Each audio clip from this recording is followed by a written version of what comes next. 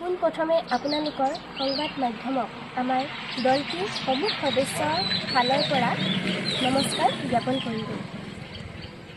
বিদ্যালয়ত অনুষ্ঠিত কৰা সৰস্বতী পূজাৰ অনুষ্ঠান ভাগত আমাৰ নৱসুৰুজ দিহানামৰ দলটিক সাদৰেৰে নিমন্ত্ৰণ জনোৱাত আমি সেই উক্ত অনুষ্ঠানত উপস্থিত আছিলোঁ।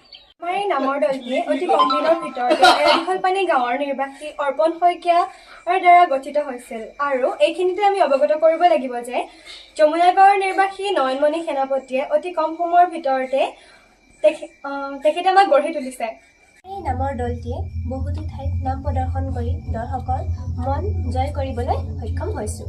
হাওৰাঘাট উচ্চতৰ মাধ্যমিক বিদ্যালয়ত নাম প্ৰদৰ্শন কৰাৰ পিছতে আমাৰ দলটি যি সামাজিক মাধ্যমত এক চৰ্চিত বিষয় হৈ পৰিছে, এই বিষয়ত আমি খুবেই আনন্দিত। আপোনালোকৰ বিদ্যালয়ৰ সহপৰিয়ালে আমাক আমন্ত্ৰণ কৰি যি এখন সুন্দৰ মঞ্চ দিলে, এই বিষয়ে বিদ্যালয়খনৰ অধ্যক্ষ মাননীয় দেৱেন্দ্ৰ শৰ্মা মহোদয়ৰ লগতে আপোনালোকৰ সহকৰ্মীসকললৈ আমাৰ দলটিৰ হৈ অশেষ ধন্যবাদ জ্ঞাপন কৰিছোঁ।